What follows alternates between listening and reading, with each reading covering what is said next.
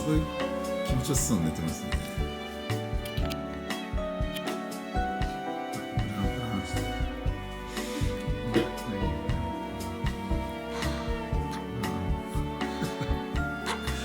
それでは終わんなかった。珍しいですね。この子いつも力入っててこういうのやってくれないの。